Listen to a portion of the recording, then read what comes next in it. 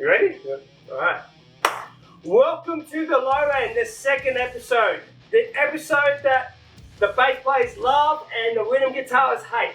It's anything all about the bass. And today, I've got Dan from Thraxas. How are you, mate? G'day Dan, how are you, brother? Not so bad, Dan. How you been, Dan? Good, Dan. That sounds fucking weird, doesn't it? Like, But that's how we met. That's how we met. yeah, true. First time we met, after when I met him, True. I said, hi, how are you? Good show. Good, your band's fucking awesome, blah, blah, blah. And we talked about, about the bass. And I said, well, what's your name? And he says, my name is Dan. Mm. And I'm like, yeah, I'm Dan. Yeah. And we did about that, for a while, eh? Yeah. It's been confusing ever since, bro. Like, I'm not gonna lie, people call that Dan. And both of us are just like, what? Yeah. And so, yeah. You guys will find out later during the episode all these kind of stories. Yeah. Mate, well, guys, the last 2 years, Thraxas, you've released Planetary Terrorism. Yes, bro. And then, like, this guys have just been working with your arse off, basically doing all the gigs, and that's kind of led you to Kings of Thrash. Yeah. Like, what was the experience like getting that first international call-up and just basically, that experience after the hard work? What I want to do is go back to Planetary Terrorism, Yeah. right? So this is going back pre-COVID. It was like 2019, 2020, I think it was. Yeah. 2019, 2020, around then when we did our first EP, Planetary Terrorism, which is what you guys are getting every time you come to a show. Yeah. Basically the entirety of Planetary Terrorism with some of our new stuff coming in more recently. But yeah, so Planetary Terrorism was the first leap of Thraxas as we stand, right? Yeah. So prior to Planetary, Thraxas was without Alex, without myself. Yeah. And so the coming together of Bull, Isaac, the original members, then Alex, and then me, bringing up the low end, you know what I mean? Yeah. Really cemented us, and we pretty much knew from that point that we needed to go forward and write some music and make a release, which was the result of Planetary Terrorism. Yeah. Skip forward a couple of years. Yeah. And who am I on the stage playing with, right?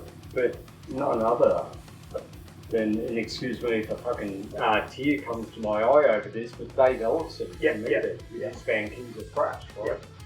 Which was, that was our first international gig. Yeah. And international support. So, and what better fucking international support than Kings of Thrash? Right? Yeah. That was at Crowbar. It was amazing, man. Absolutely amazing. The support we got from Sydney. You can't put that shit into words. You know what I mean? Yeah. So absolutely amazing. Just a taste of like what's out there. Like as a musician, playing in home, playing with your guitar on the lounge. You don't know what's out there. I got to play on the same stage as Dave Ellis. Yeah, man. Right? That's insane. Awesome. That's insane. Right? Yeah. Probably don't. 100%. Fucking, David Ellison is like one of my favourite bass influences as well, and and I went through the VIP. Just when I went through the all the lineup, and then I got to meet David for that 30 seconds, and just said, "Look, dude, your music's inspired me. I try to implement my bass playing structure to how David Ellison plays, because he's one of those bass players that doesn't like." He wants to complement the guitars and the bass with the foundations. Like you see him when he plays the low end, excuse the pun, but when he plays the low end, he's playing 8s. He's playing 16. He's doing what he could put his own thing. Where most guitarists and basses, they just get the idea. The bass is, you just chuck in the bass, you just play what the guitars play. Well, David Ellison, he kind of showed, bass is another instrument element, and it's very important. Another instrument. That's exactly what I took from Dave. I haven't always been a bass player. Yeah. Way back in the day. Yeah. You might be able to show a photo of this, but I used to be a guitarist. Oh, you what? Right? Yeah. Oh, I started the guitar too, but in transitioning to the bass guitar, it's of the metal genre, Dave was and still is someone I look to because of his dynamicism, right? So Dave is able to not only do what the guitars do, but then take his line and dynamically influence a song, right? So, and you know that's effectively what I do as well. Yeah, and that's where I'm at as a bass player for sure. So Dave's a massive influence. Yeah, like I could hear it, because I could hear it in some of your songs, like, you know, like Cthulhu Rising, you know, like when the solos come in, the Bull does the solo, then your bass lead comes in, right? The bass solo, then Alex's solo comes into it, and then, and you're lucky to do that in that band. For me, as an outsider, you're lucky you got ice saxophone in the drum, he's just a straight on it. Yeah, boom, boom, boom, you know, and that just flows it, and it shows it in your writing. Yeah. And it's so exciting to always hear, even you know, go to your shows and just hear those technical elements, what you guys bring as a band. And it's like, I was really proud, you know, being, you know, it's got no secret, I'm a big supporter of Thraxas. I know, Dan, number one. Dan fucking number one. I like to say I'm like more like number zero. I'm not really like a legit fan, bro. But I'm like a supporter. I'm not like you know. But like you know, it's like if I just have to put my you know my brain on. You know, as I said, you guys, you know, just the show and what you bring in. You know, it's just as I said, all that hard work, and when I found that you guys got that support. You know, I was like, no band deserved that international spot than Thraxas, because you know all the last 2 years, like I put that through, and then there was I don't remember. I think there was a setback when one of the members got an injury, and these guys had to delay that. So there was a bit of a these guys did have some challenges along the way, and then when you got back into it, you basically just gone bang bang. You know, we're here and we're going to make, and now look at you guys now, you guys are just, you know, this year you started off with Metal Alliance. Yes, bro, and then you've done the Duke support, and so, you know, you've actually done really strong. The Metal Alliance, and I'm gonna say something that might make me vomit, be physically ill, but we played Metal Alliance with Pyrefly. You're right in this water? I'll wash it down. Cheers, bro. Cheers, bro. Oh, look, I've done it again. No, exactly, Dan. What are you doing? This guy. Love you, Pyrefly. Yeah, no, I'm sure you do. He's paying me to say that. No, he doesn't get paid for this. No, Metal Alliance was a fantastic gig. February 3rd. What a lineup! I can't say enough about the bands that played at Metal Alliance this year. Highlight for me of the night was all the way from WA was Barry Charlotte. Man, good blokes, man. 100%. Just their, what I found about them was just they were just so they just came in with the energy. You know, I was lucky enough to do the filming for that festival that day. Yeah. And you know what you saw on their highlight reels. Very shallow. They just basically enjoy the moment, and you know, and so it's good. The way I see it is like, you know, you're in a band and you go, oh, you've got to offer to play outside the country instead of just putting into the politics and the logic. Just do what they do. You have 2 shows, you go have a holiday, enjoy yourself, and they did that. Yeah, and you saw it on that video. No expectations. Barry Charlotte came in, absolutely smashed it. Burial Chamber as well for me. Oh my gosh. That was a good Burial set. Chamber, fantastic, and massive thanks to Deprivation and Vexation for finishing the night off for us. It was such a good night, and I hate to say it, but I've got to mention the Pyrefly guys, particularly Treadley, because we're bass players. Yeah. What a fucking band, you know, like if I was half as good as Treadley, I'd be laughing, man. I'd be laughing. All in all, one of the best nights ever. And then we played the Duke. Yeah. You know? So just recently, we spotted South American Angelus Apatita. Yep. Angelus Apatita. Thrash band from Brazil. Yeah.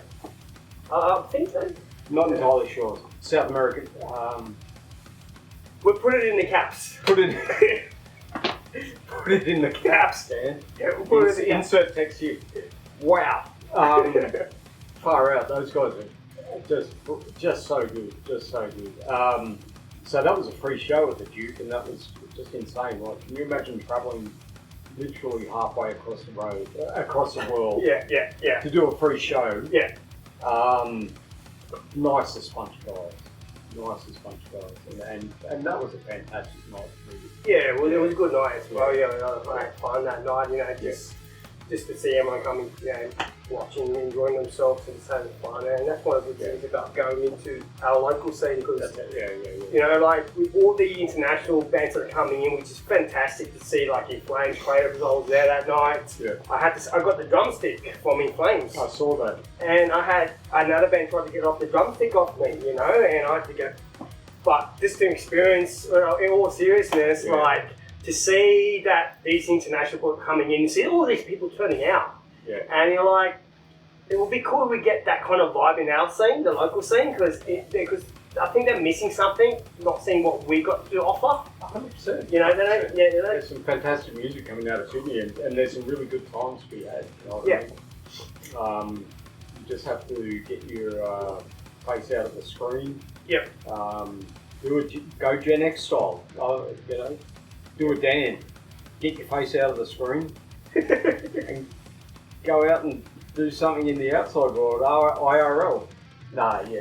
100%. There's some fantastic music coming out of Sydney. It's insane, and the rest of Australia as well. Yeah. Very shallow, for example.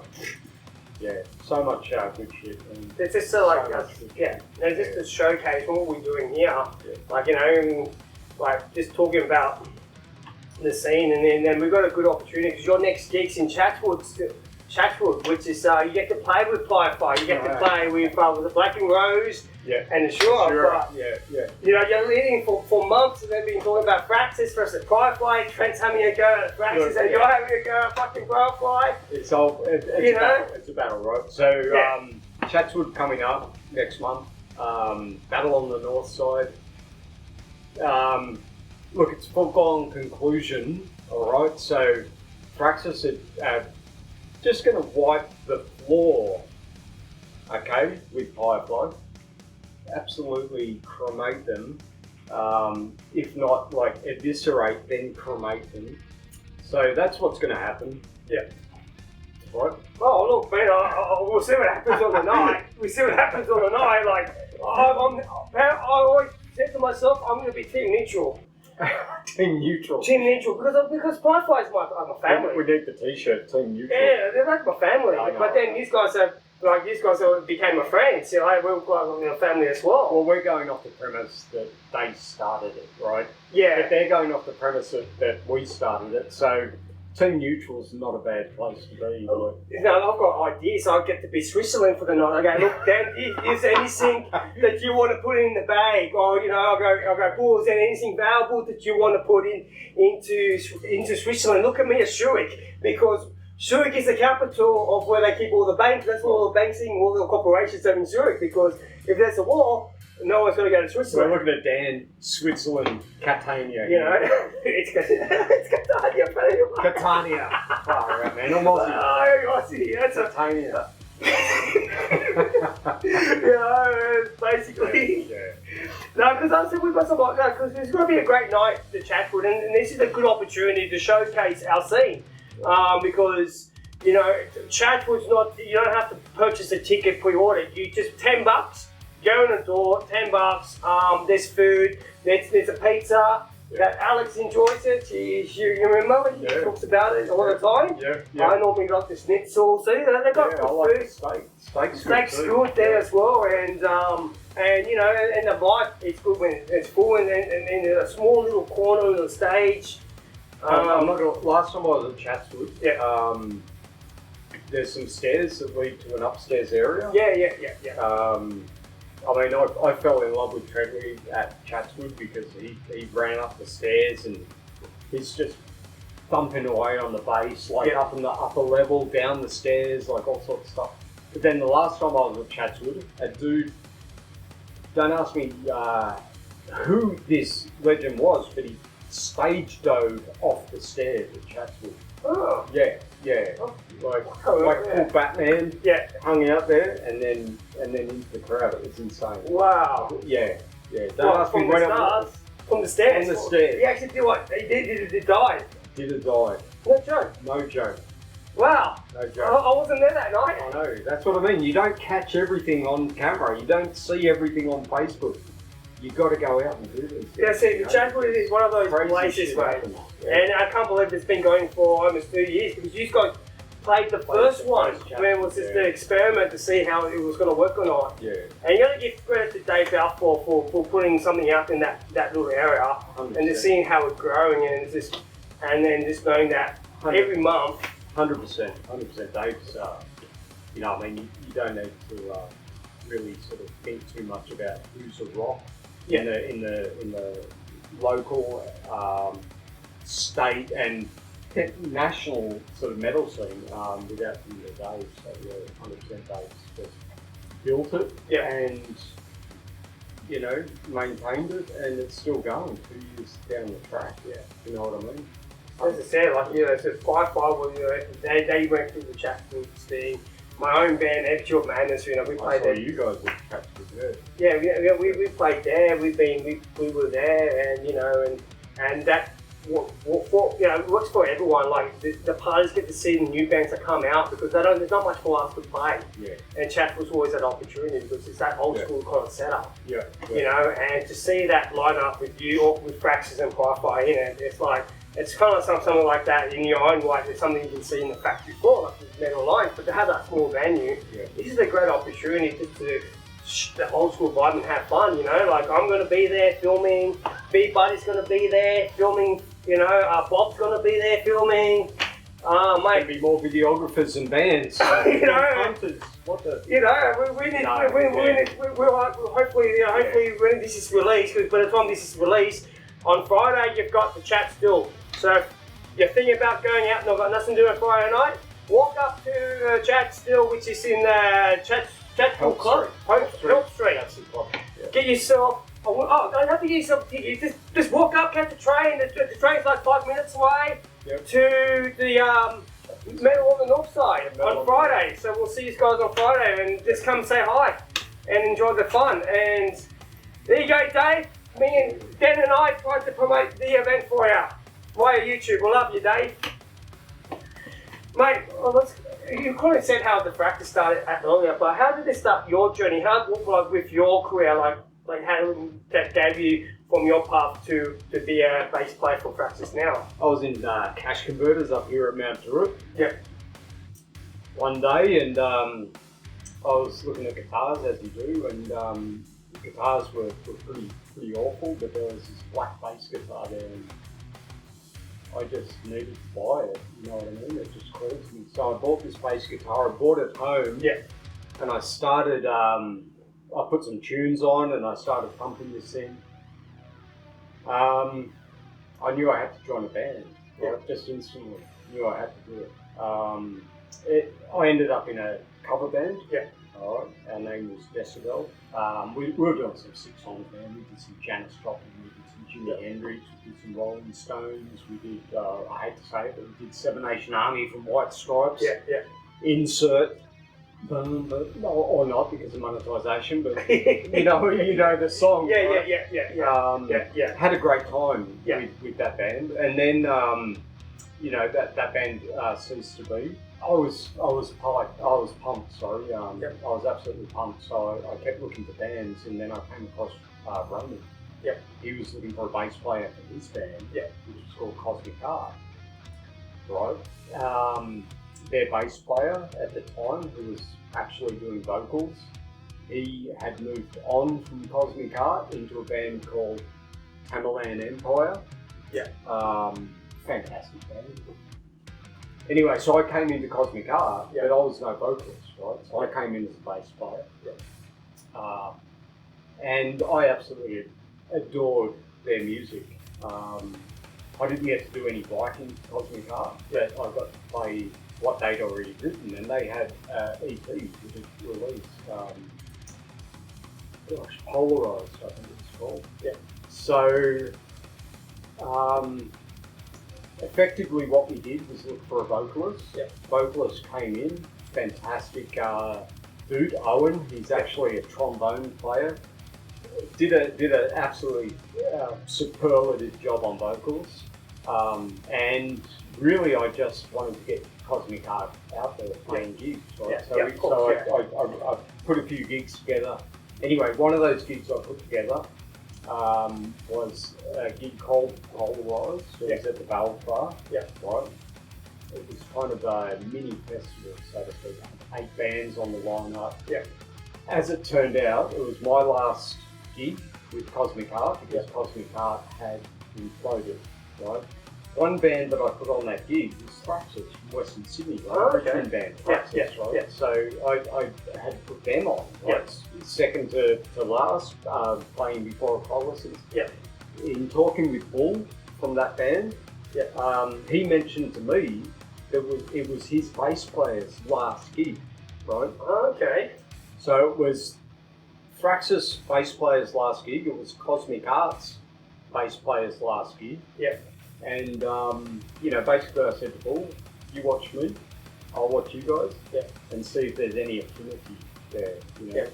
And, man, I saw those guys and I was like, nah, these guys are like, serious, like, legit. I saw Alex up there, Paul, Isaac, and, man, they were delivering with smiles on their faces. This absolutely dope metal, and I just thought, wow, like, okay, I don't know what they thought of me, but I thought the world of them. So, of course, after they played their set, I looked everywhere for Paul. And so it was like, man, that was fucking insane. Let's talk, and we did, and that's how I joined Thraxas. So this is back in 2018/2019. Wow, so that's it. That's the story. Yesterday, but it's funny how the universe aligned. I know, right? Like your last, and then there was that, you know. I know. And it's this very right moment at the right time, you know. And you haven't looked back ever since. You've been there. These guys have been together for that long with that lineup, and it's very consistent lineup. Well, Dan's always, the last crop is always something because of their personal life. Sometimes something happens in their personal life, and there's a block coming in. But what's going on the last 12 months, not the bands I know that have been going the same. They're just having a constant, strong lineup now, and it's probably setting a new benchmark going forward. That like all bands end up going into things with some really serious accounts. So I think that you guys were one of the pioneers. Just to stick through that because back when I was playing with another band, I always looked at you guys as one of the benchmark bands. They go, Thraxas can do that, then we need to go to their level. Because I always looked at to see that Thraxas is always on stage. It's just documented. Like you guys will have a good show and everything's all good. When there's an occasion, I always find that you guys step up to the occasion. And it just seems to raise and go, well, these guys can play a good set on an average night when there's something that's a big occasion, which is, that Jack and John, so I forgot to mention, these guys are headlining, these guys don't often headline, so that's another option, And these guys headline or start the night. But you guys are always happy to take whatever to play, but when you guys know, well, we've got a headline, this is the occasion. These guys always do that. The Kings of Thrash, these guys go, well, let's go bring the A game, and it's kind of healthy for that, I think. And these guys do it in a healthy and in a fun, creative way that everyone can all enjoy themselves. That's all good, man. Yeah, absolutely. But and speaking of what, these guys are, these guys do all these gigs in the last 2 years, but you've been rewriting and recording new material. You got a debut album coming up. How's that experience going on? Absolutely. Definitely an album coming out this year. Potentially mid-year. Right. So full-length debut album, Thraxas, all original, of course. And I hate to say it, but all killer, no filler, man. Like every song's an absolute cracker. So yeah, it's basically the best. Well, this is similar to Planetary. Yeah. That was very early in our coming together as a band, and it was the best that we had at that time. Now we've been together for 4 years. Yeah, we survived COVID. A lot of bands didn't. Yeah, I took it's true. I took advice from my namesake, the other Dan Andrews, one down in Melbourne, who most excellently advised us to get on the beers. Yes. Right? You're on the beers. Right. Jeez, mate. Jeez. So that's what I did during COVID, but we've come together, and this new album is something that's absolutely just killer. It's killer. We're lucky we got to hear some of these songs because you guys already played two. We played Blast Shadows. Blast Shadows. We've been playing for about a year now. Yeah. Which is a song written by me. Oh, so this is one of your songs? Yeah. Oh, okay, so cool. Yeah. Blast is mine. Effectively, like we don't sort of put like tags on it, but I definitely suggest that Blast Shadows is the majority of it is mine. Yeah. And we've just recently started playing Glory is Reserved for the Dead. Yeah. Which is an Alex Rad special. This guy, you've got like a deep shit kind of theme, Man, I thought I wrote weird music. I thought that I was the weird one, and then I met Alex and Bull. So this next album is going to be an absolute fucking ball terror. From start to finish. Just put it on in the car, put it on your headphones, and just enjoy the sonic experience. It's going to be this album. It's really good. Because I was lucky enough last week when you guys were filming Blast Shadows, and because you guys need help lurching around the gear. Yes. And I just happened, I'm not doing anything, I'm happy to help out, and it was a good experience. Like, just going up and down the hill, I enjoy it because I never got to see you filming before, so to see that for the first time. That was the first time for us. First video clip. Was for Blast Shadows, and that was a day. And that was a day we loved. Just tens of kilos. I'm just going to say in each trip up and down this hill, up and down this sandy, rocky hill. It was probably about 1.5 K, 2 Ks long. But all worth it in the end. And the location itself out of Malabar. Malabar Head or something like that. Anyway, Ecophagy Malabar was absolutely sensational. Oh, the scenery was beautiful. It was amazing. It was amazing. The ocean was there and the Ecophagies. You know what I mean? Absolutely killer. Such a good location. Thanks, Alex, for finding it. Good day. So. And we've got another video coming out.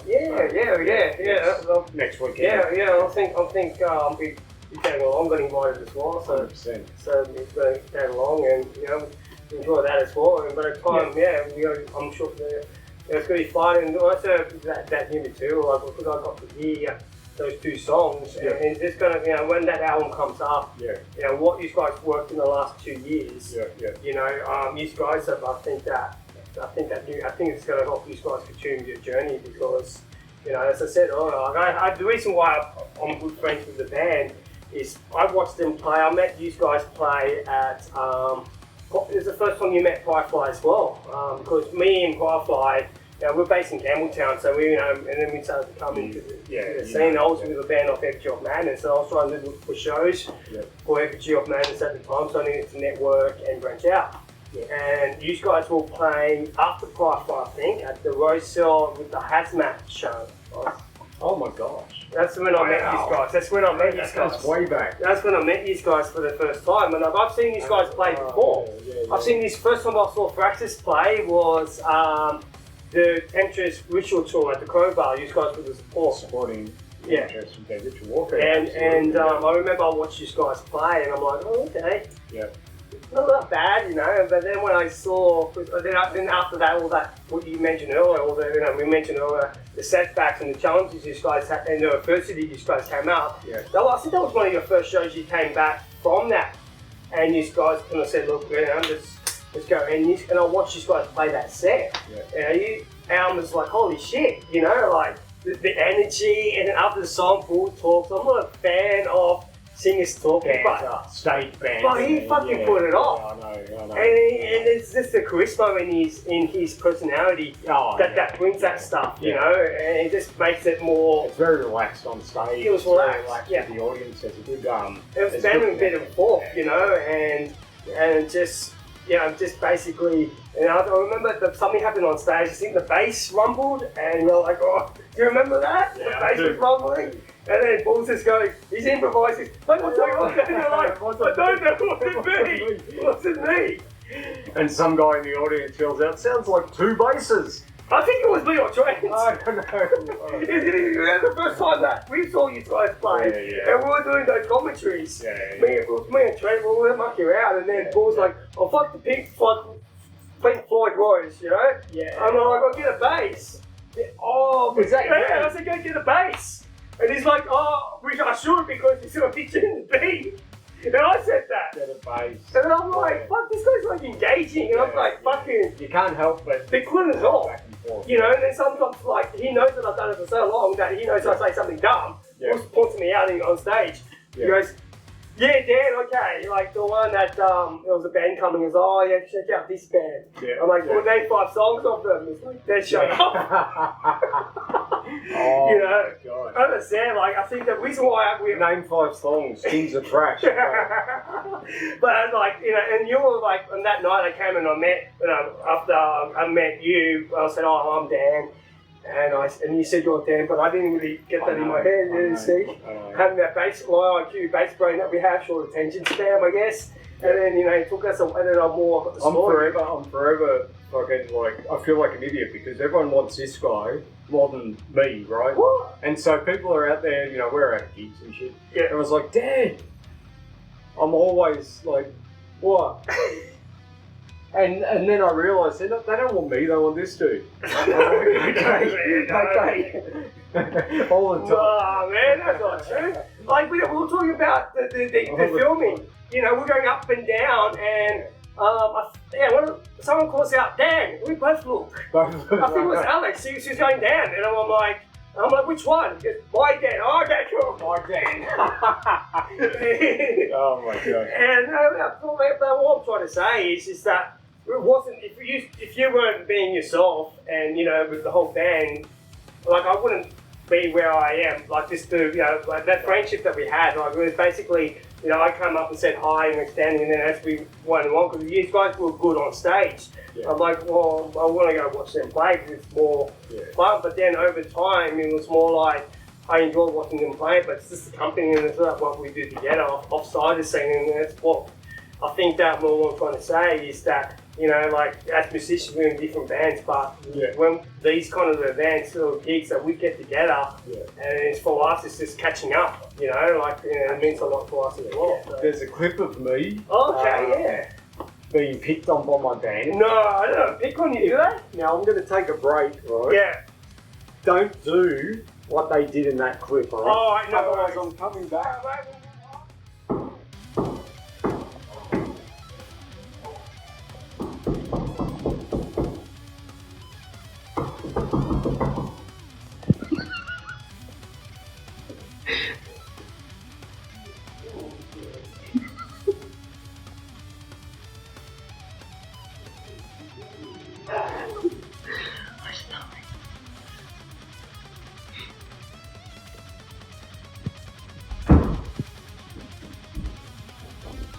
Who was that?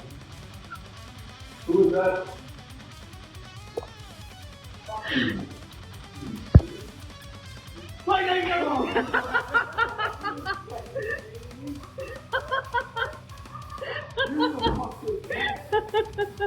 That gag, man, like, I remember they put it up on social media, and I'm replying to both of them, I said, what are you picking on Dan for? And they both replied, like, I'm like, come on, man, and I'm like, it could have brought me back to memories with me when I was in a band with back with Everchi, like on YouTube, there's a guy called Glenn Flicker. I mentioned it in probably my previous videos, because he does he picks on bass players. Gonna think of, because he works in a recording studio, so he always found that bass players were hard to work with. Yeah. I don't know why. We were easy to work with. I don't, but somehow they're difficult. We're easy. Yeah, we're simple. We're on yes man. We go yes man. That's it. Yeah, we only know 2 words. Yes. If it wasn't for us. Yes and bass. Yes. Yeah. If it wasn't for the low end, the guitar sound like thin as fuck. But anyway, he goes on videos, this Clint Vicker, and he goes, "Hey, bass players, look, that will amuse you." And apparently, because we got low intentions, man, my bandmate goes, "Hey, Dan, look." Oh no. And I was fucking laughing. I'm like, I'll fucking pull the gap. Oh, so every time the key guy comes in. And again. And then after it's like, oh, and it's like, and then one day, you know what, but they did it all fun and games. It's all fun and games because one thing that they don't know about me is like, get the guitars back anytime. It's not really a good banter, you get a banter, that's it. Yeah, fun. It's good fun. And I'm sure that your band, I'm going to get something from you. If I was a guitar player, I'd pick on me too. You know what I mean? But that's just the way it is. That's the way it is. If I play guitar, I'll pick on the bassist and the drummer and the singer. But I'll just play the bass, I'll just keep with the bass. You just got to worry about where the beers are and how the bass sounds. Yeah. That's it. Oh man, we got to talk about the bass. Okay. Well, we're going to talk about bass gear, the most exciting part of the show. I enjoy this bit. But you've got a bit of a different setup that from the other bases I know in the scene. Yep. The GK amp head. Okay, cool. Yep. So GK amp, MV800 micro amp, 800 watts. Yep. Right, able to push out massive amounts of sound. Yep. It's pretty recommended, like for doing sort of small to mid level shows. Yep. So I've got it pushing through my Ibanez Promethean, which is a sort of an underrated amp. This is actually a 1,000 watt amp. Wow. Which has basically held itself for years, right? Yeah. Doing multiple shows, fantastic stuff. Effectively, I run through a multi-effects processor. Yeah. Right. The Boss GT, which is the Boss GT 1B. Oh, right. 1B, yeah. 1B. It's a fantastic little effects pedal, capable of more than enough. It's programmable. You can download sounds onto it, tones onto it, all that sort of stuff. Yeah. I've set up my own tones, so I've created my own tones. Oh. Really great with this. It's super flexible. Yeah. Right, highly recommended. Yeah.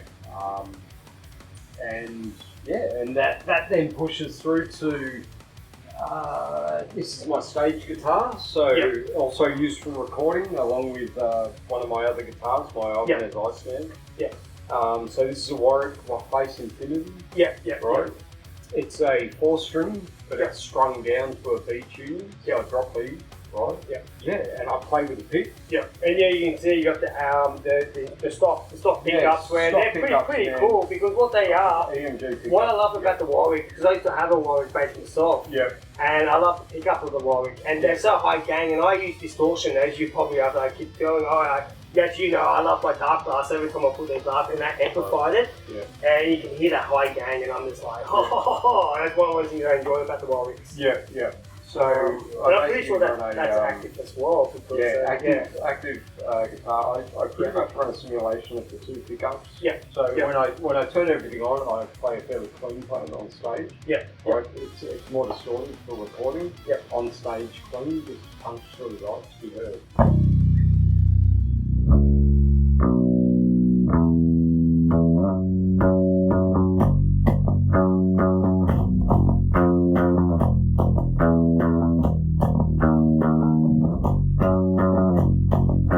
There's heaps of punch, right? Heaps of clarity.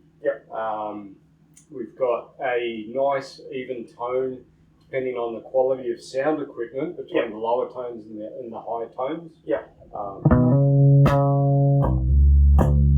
So sometimes the lower tones can be lost. But when we play live, you'll get absolutely a head full of it, right? It'll absolutely punch through.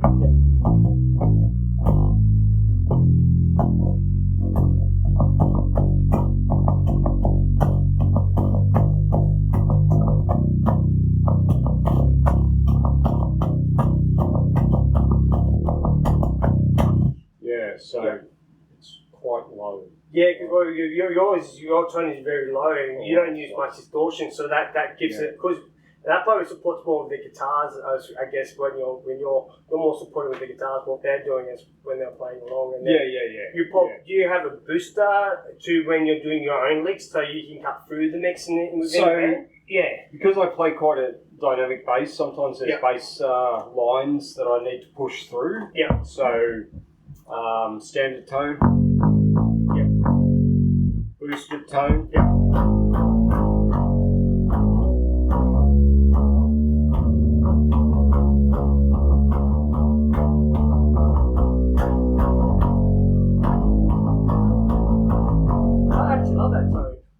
The sound, man. So that's a boosted sound. Yeah. It just gets a little bit lost in the calamity that is like two distorted guitars, right? Yeah. So two distorted guitars needs a little bit of clarity in the foundation, right? Yeah. To push through. So that's why I play a clean tone. Yeah. Okay. So this is from.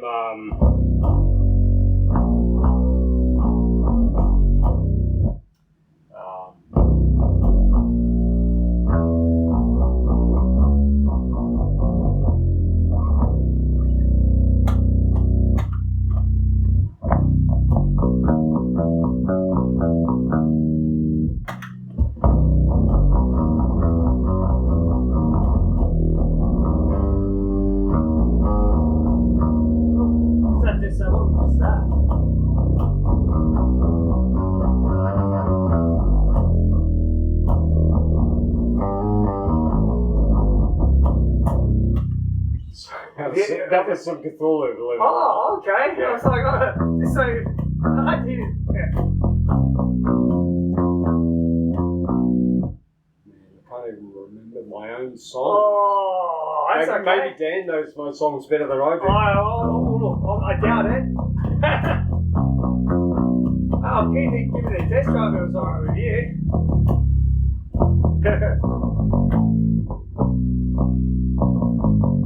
Yeah, I'm not gonna lie. I don't know. Do you want to have a crack? Have a crack. Dan might be a better bass player than I. No. Fuck You're a good bass player. Right, you're better than me, man. I can't play that shit. What do you got? I must say, like, I've probably said it earlier, but Big fat pick. I normally play a bigger pick, but let's see. Let's see. I'm on the spot.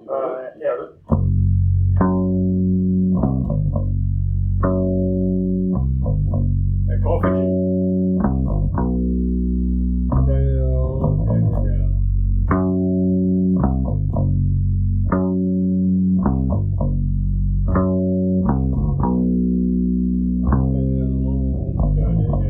Guitars kick in. Guitars kick in. Yeah, that's it. That's it.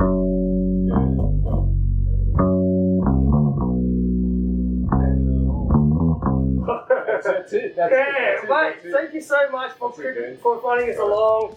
I'll give you a hug when I want them children. Mate, thank you so much for guys watching the low end, and I'll see you guys at the next video.